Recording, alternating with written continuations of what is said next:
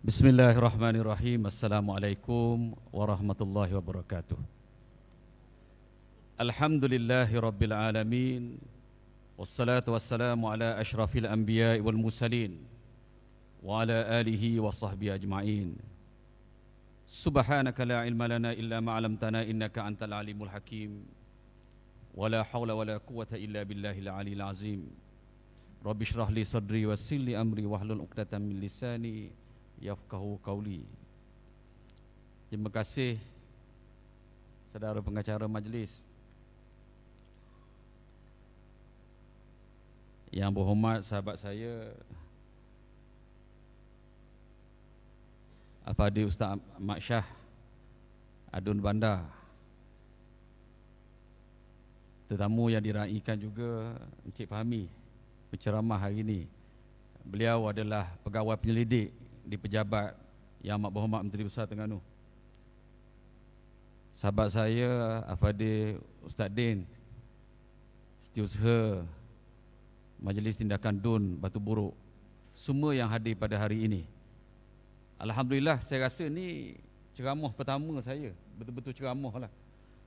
Sejak kata orang hilang gelaran yang berbahagia, saya sempat jadi yang berbahagia sekejap baru ni.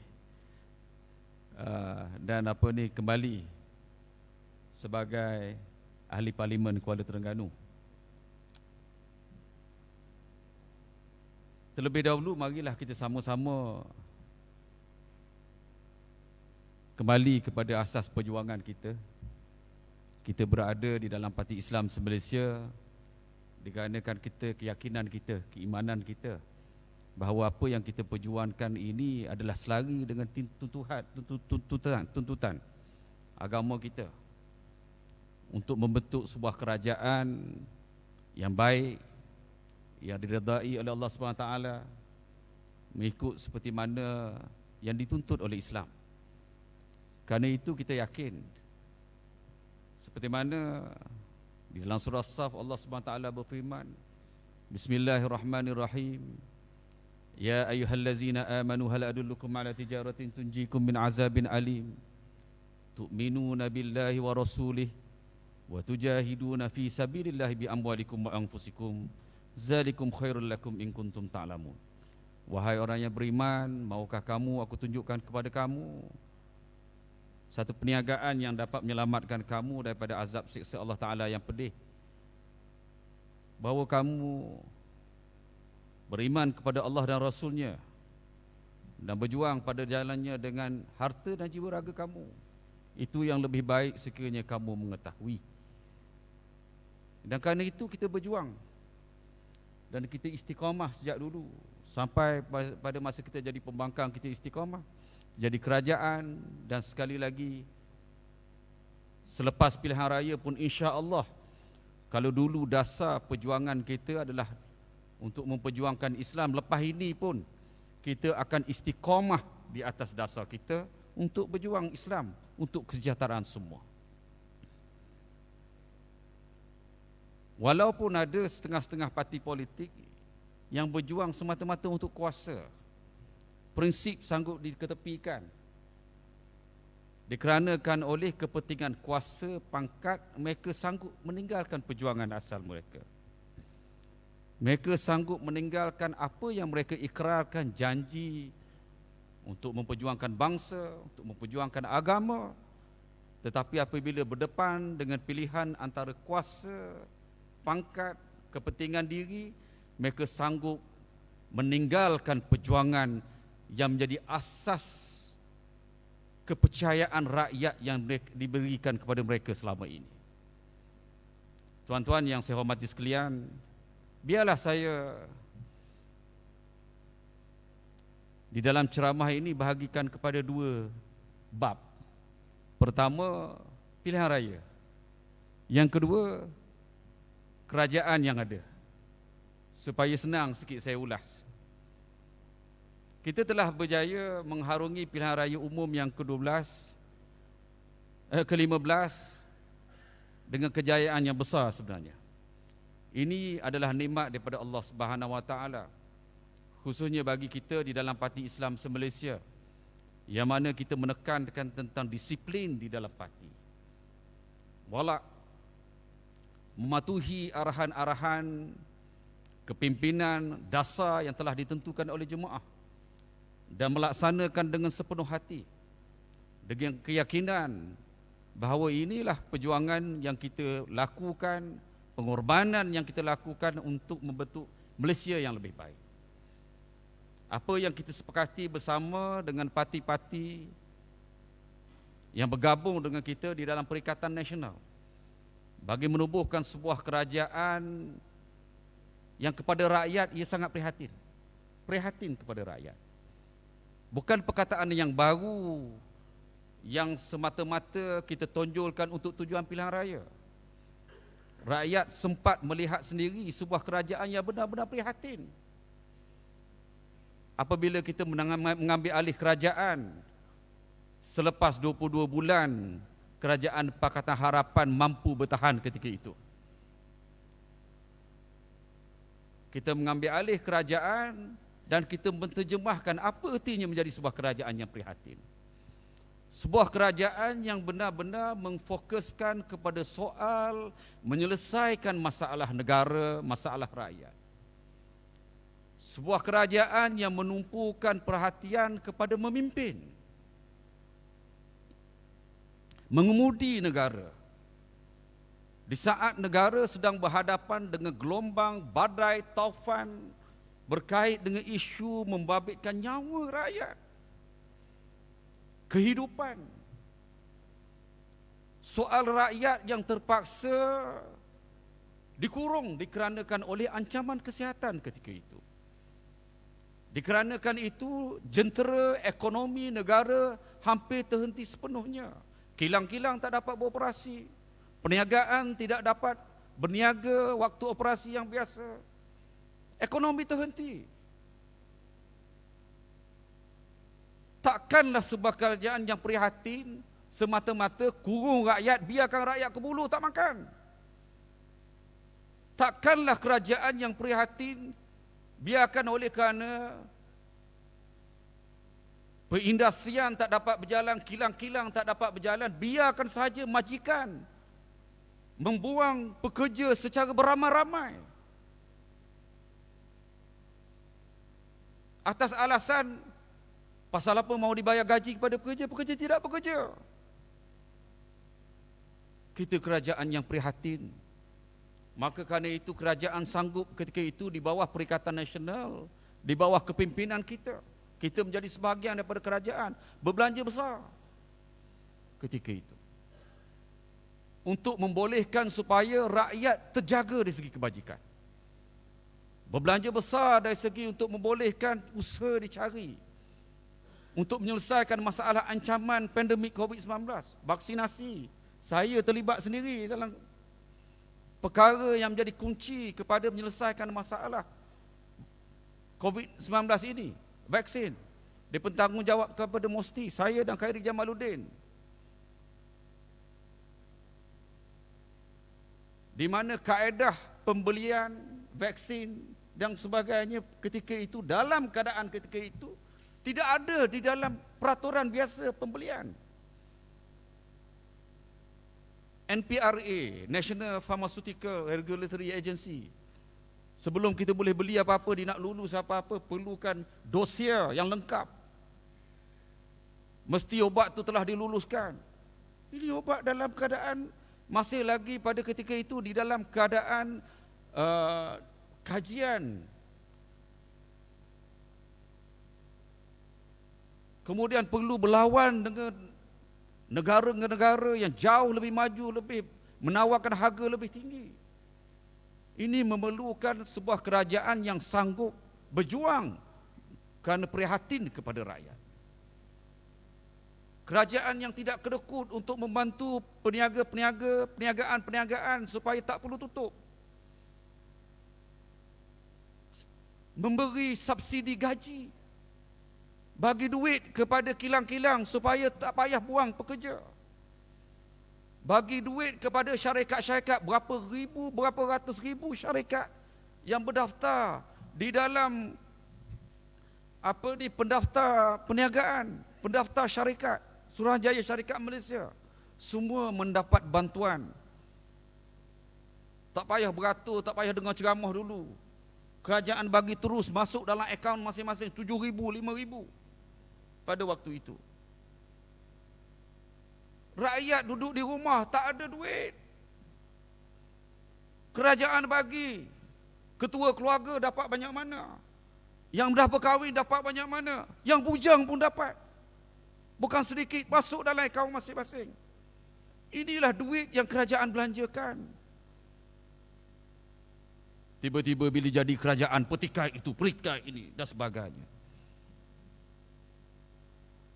Ni duk tiap-tiap hari dalam Astro, dalam TV3, tiap-tiap hari duk menyala kat bawah. Siasatan 600 bilion, 600 bilion, 600 bilion. 600 bilion apa? Semua perbelanjaan itu direkodkan, dibahaskan, diluluskan. Bukan sahaja diluluskan di peringkat jawatan kuasa, di peringkat kementerian masing-masing, dibawa ke Dewan Rakyat, diluluskan, diundi.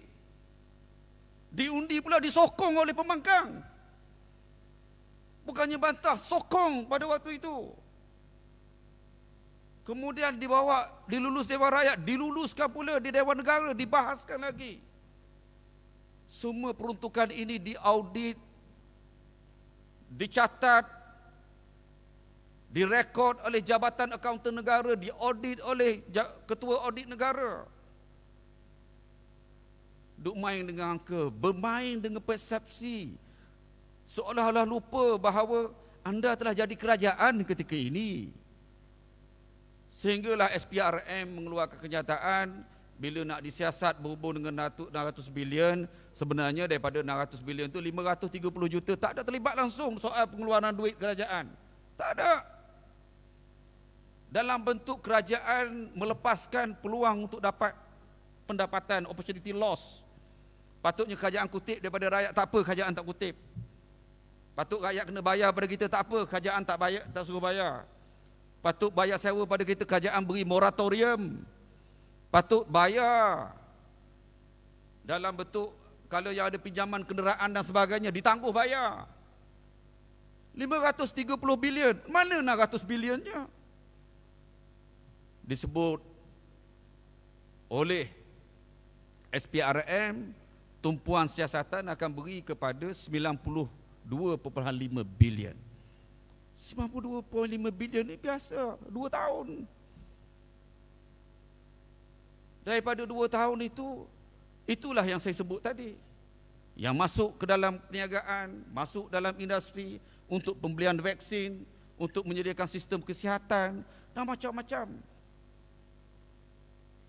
Malah sebenarnya kalau nak ikut kepada apa yang dituntut oleh pembangkang ketika itu, mungkin nilainya lebih daripada 600 bilion lagi. Saya merujuk kepada pembahasan oleh sekejap sebab saya baru sempat tengok tadi. Pembahasan oleh Lim Guang Eng, ahli parlimen,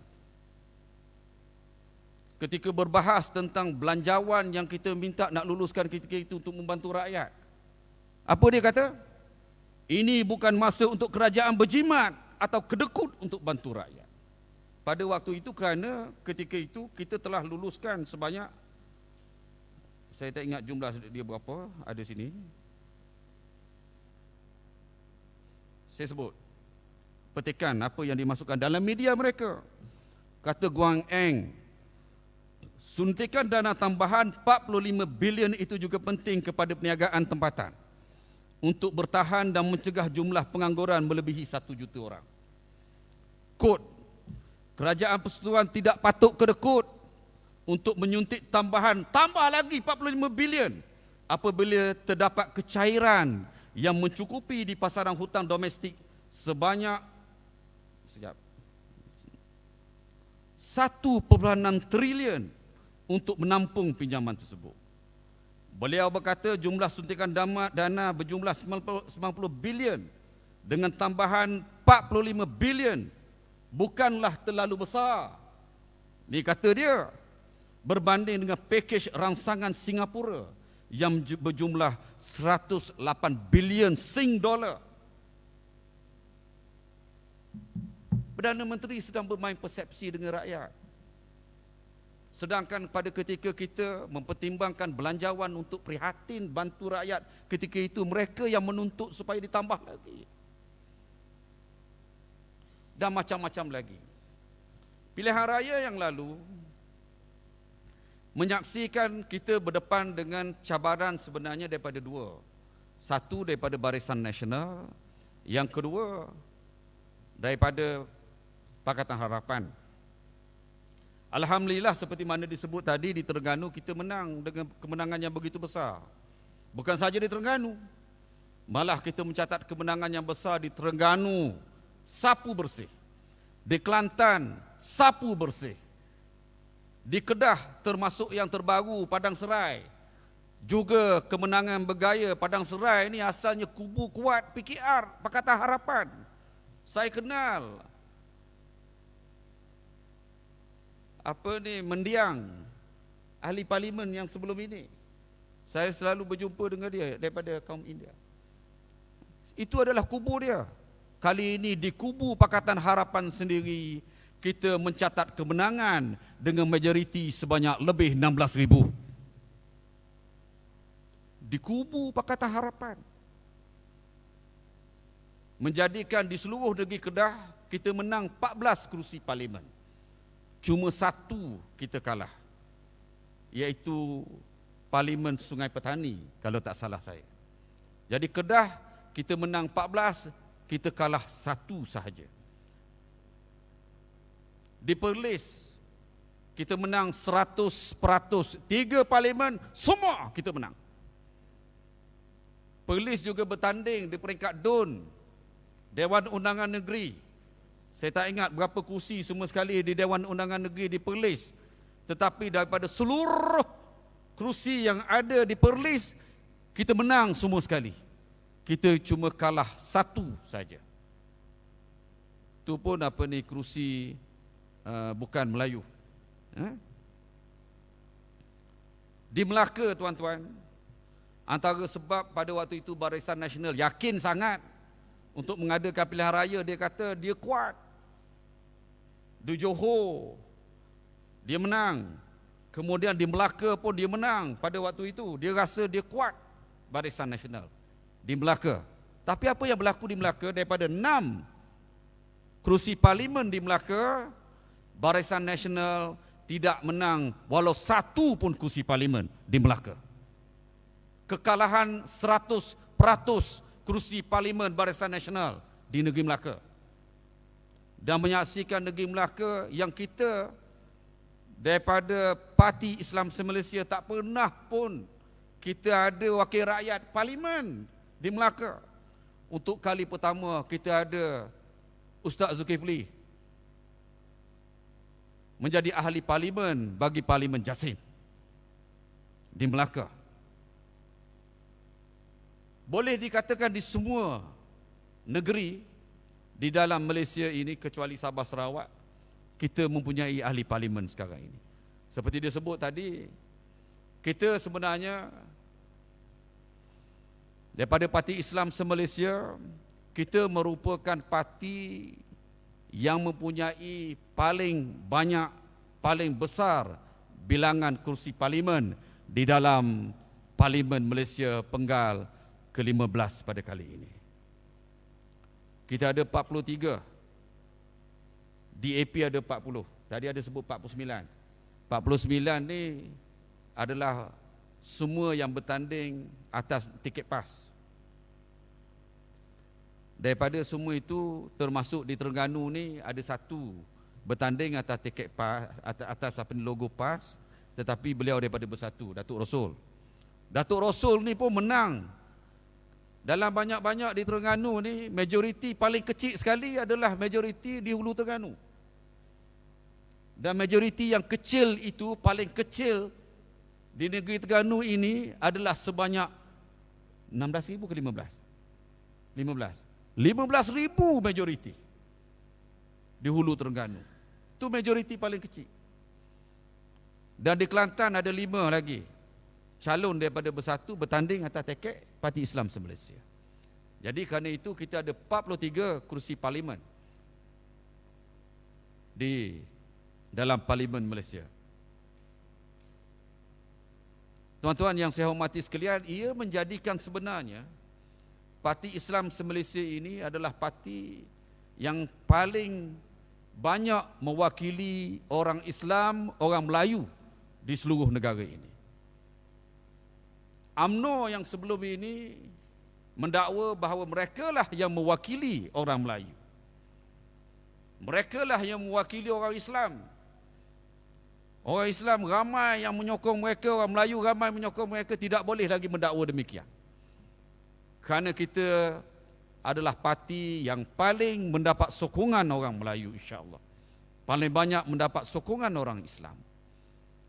Kalau dari segi pecahan kursi parlimennya, Parti Islam Malaysia memiliki sebanyak 43 kursi parlimen. UMNO memiliki sebanyak 26. Jadi kalau 26 ni hampir separuh daripada kekuatan kita. Separuh saja kursi parlimen. Barisan Nasional keseluruhannya dia ada 30 kursi parlimen. 30, 26 daripada UMNO, 2 daripada MCA, 1 daripada MIC, 1 daripada PBRS, daripada Sabah. PKR saya tak ingat berapa. PKR saya rasa ada 30. 30 itu pun bukan semua Melayu. Ramai yang daripada kaum lain yang menjadi komponen, menjadi ahli, menjadi calon kepada parlimen mereka. Amanah ada 8. Tapi kita tahu amanah ini kita tidak boleh anggap sebagai mewakili kepentingan orang Islam, orang Melayu. Kerana hakikatnya mereka bertanding di kerusi yang mempunyai blok undi besar daripada kaum Cina, kaum India, kaum bukan Melayu. Tuan-tuan yang saya hormati sekalian, saya tertarik dengan dapatan kajian. Kalau saya sebut kajian yang dibuat oleh kita, nanti orang kata kajian dibuat oleh kita ni bias. Saya ambil kajian mereka, kajian yang disiarkan dalam Malaysia kini, kajian yang dikeluarkan oleh media Pakatan Harapan. Media Pakatan Harapan Malaysia kini memaparkan pecahan undian mengikut kaum, dan kajian ini dibuat oleh seorang pengkaji orang putih nama Bridget Welsh. Dalam kajian yang dibuat, beliau mendapati bahawa Pakatan Harapan, kerajaan sekarang ni kerajaan Pakatan Harapan, kerajaan Pakatan Harapan dan kawan-kawan baru. Dia nak sebut kerajaan perpaduan tak boleh sebut. Sebab saya baca, tadi pun saya belik sekali lagi, definition of unity government. Dan dalam semua definition, dia menyatakan kerajaan yang mempunyai perwakilan pembangkang yang sangat kecil. Maknanya kalau ada pembangkang pun terlalu kecil peratusnya. Yang dominannya bekerjasama untuk membentuk kerajaan. Jadi kerajaan yang ada sekarang ni bukan kerajaan perpaduan. Kerana kita mempunyai blok pembangkang yang boleh menjadi kerajaan bila-bila masa saja, kalau kena caranya. Kerana itu ia tak stabil. Kerajaan yang ada sekarang ni bukanlah kerajaan perpaduan seperti mana definisi, mana-mana definisi yang ada berkaitan dengan apa yang disebut sebagai kerajaan perpaduan. Sebab itu kita sebut ni kerajaan Pakatan Harapan dah senang. Kerajaan Pakatan Harapan dan beberapa lagi yang tumpang sama untuk bentuk kerajaan. Itu kerajaan yang ada sekarang. Dan Pakatan Harapan ini kalau mengikut Bridget Welsh mendapat sokongan sebanyak 94% daripada kaum Cina. Ini angka yang diberi. Bridget Welsh. Pakatan Harapan mendapat sokongan sebanyak 94% dari kaum Cina. Bagi kaum Melayu, Pakatan Harapan mendapat sokongan daripada 11% kaum Cina, kaum Melayu, orang Melayu. Ini berbeza dengan Perikatan Nasional.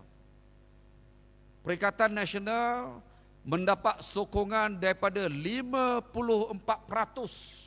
orang Melayu. Barisan Nasional mendapat 33%. Ini angka yang disiarkan. Maksudnya dari segi masa hadapan Pakatan Harapan. Masa hadapan Pakatan Harapan untuk membolehkan mereka memacu lebih lagi di dalam keadaan sudah tepu dari segi sokongan kaum Cina 94%, yang mana kalau kita nak kata banyak mana peratus lagi yang dia boleh tambah kalau mereka bergantung pada sokongan daripada kaum Cina. Susah nak tambah, nak jadi 95, 96. Sebab itu dah cukup tinggi, 94%. Mereka perlu menambah sokongan orang Melayu. Dan bila mana mereka menambah sokongan orang Melayu, orang Islam, mereka mula terpaksa menggadaikan prinsip yang dianggap punca kepada sokongan selama ini oleh DAP kepada mereka. Iaitulah soal-soal yang merupakan perkara yang sensitif berhubung dengan soal pendidikan, soal kedudukan agama. Dan inilah yang sedang berlaku sekarang apabila mereka mengajak sama Barisan Nasional bersama dengan mereka. Soal berkait dengan penubuhan kerajaan yang mempunyai integriti. Sekarang ini hilang integriti apabila mereka mengajak bersama. Dan UMNO juga berkorban besar apabila selama ini soal berkait dengan isu bahasa, agama Islam, kepentingan orang Melayu, komunis dan sebagainya, yang mereka yang sebut di peringkat kem-kem pupuk semangat dan sebagainya, terpaksa mereka gadaikan semua sekali kerana nak bekerjasama dengan Pakatan Harapan sekarang ini. Dan kerana itu gelombang besar sedang berlaku di seluruh negara. Yang berlaku di Padang Serai sebenarnya adalah merupakan cetusan kecil. Perasaan terutamanya orang Melayu, orang Islam berhubung dengan apa yang sedang dilakukan oleh Barisan Nasional pada ketika ini. Tuan-tuan yang saya hormati sekalian, pilihan raya umum yang lalu pada masa cabutan calon ketika itu ditarik nombor saya nombor 4 pada masa itu.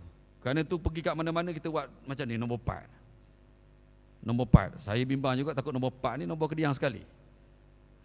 Rupanya nombor 4 ni maksudnya kita menang 40,000 lebih undi rupanya pada waktu itu. Majoriti. Kalau nombor 5 berkali boleh 50,000 berkali. Gurau. Gurau. InsyaAllah saya yakin apa yang berlaku baru-baru ini adalah merupakan gelombang awal. Dan kita akan berdepan dengan pilihan raya negeri tidak lama lagi. Saya yakin pilihan raya negeri dengan pelibatan lebih ramai pimpinan kita. Di setiap parlimen akan ada 4 YB yang akan bertanding. Ia menjadikan ia satu suasana yang jauh lebih rancak.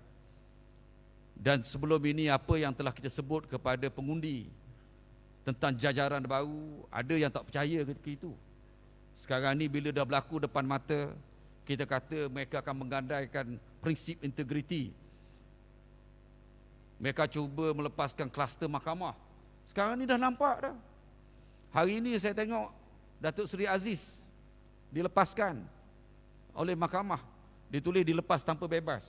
Saya baca kenyataan tu, kenyataan media, ada yang disiarkan.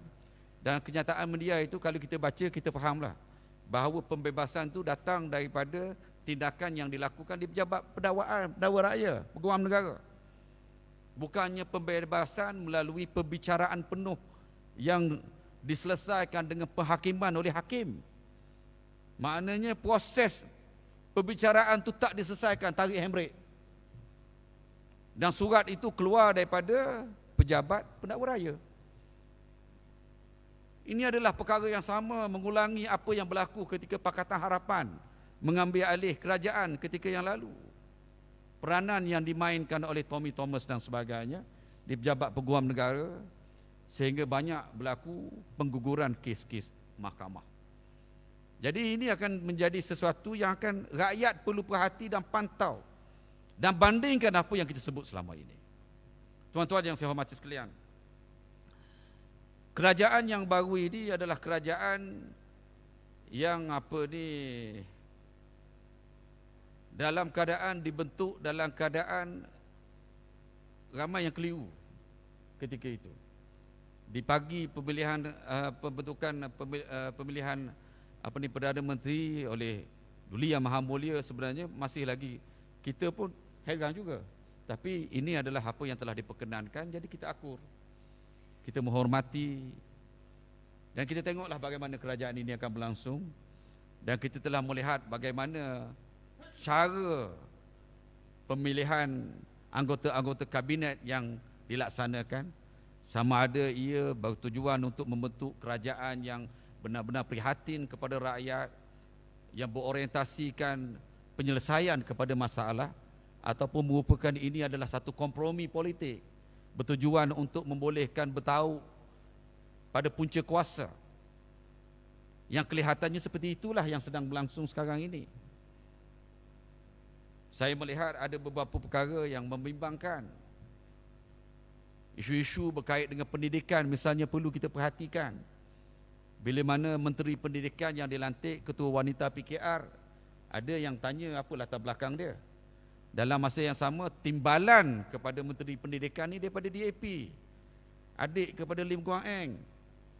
Dan kita tahu antara manifesto besar yang ada di dalam manifesto Pakatan Harapan adalah berkait dengan pengiktirafan UEC. Ini akan bertentangan dengan perjuangan untuk memartabatkan dasar pendidikan kebangsaan. Banyak perkara yang akan terjejas. Begitu juga menyerahkan kuasa menteri yang menjaga soal berkait dengan PBT, Kementerian Perumahan dan Kerajaan Tempatan.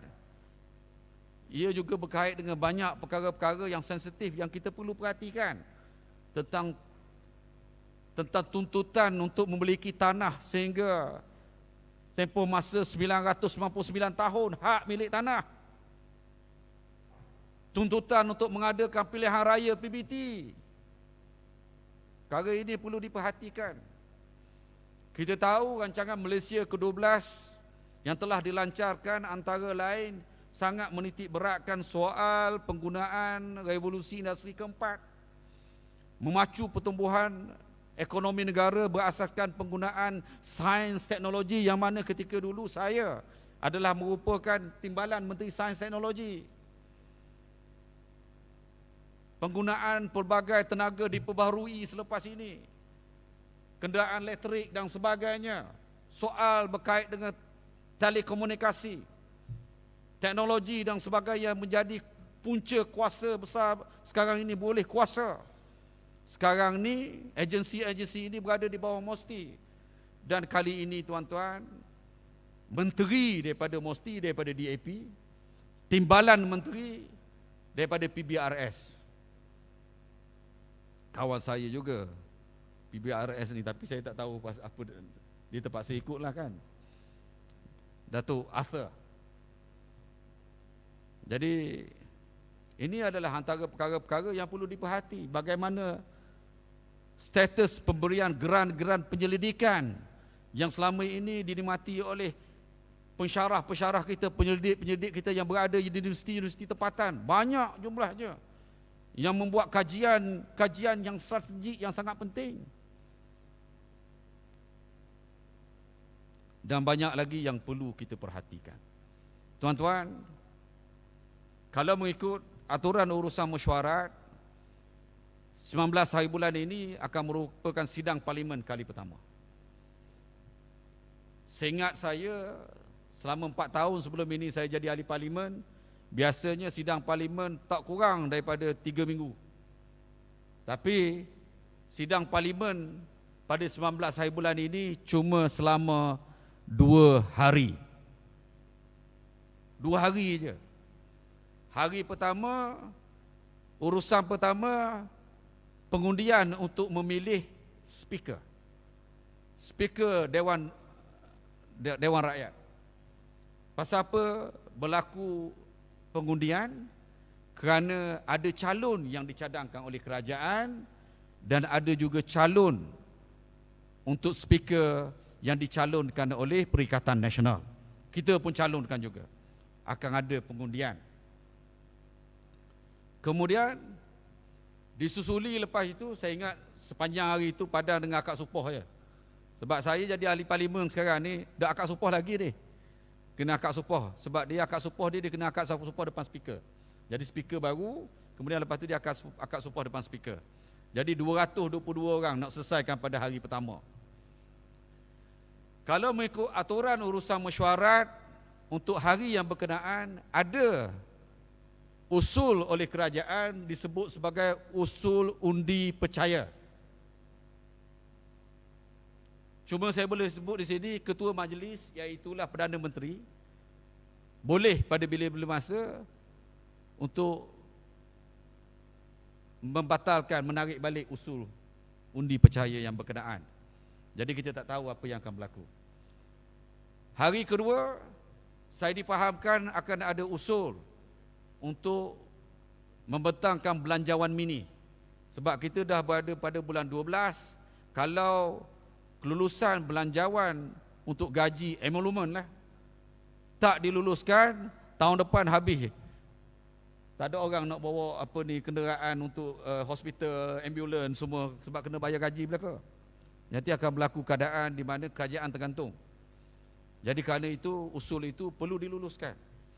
Saya rasa sebaiknya kerajaan yang ada sekarang ni stick kepada bisnes yang betul.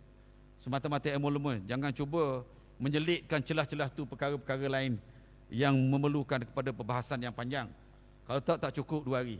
Kalau untuk gaji, kita sokong sepenuhnya. Kita nak rakyat kita dapat gaji, tak ada masalah. Kita mahu jentera kerajaan terus berjalan dengan baik.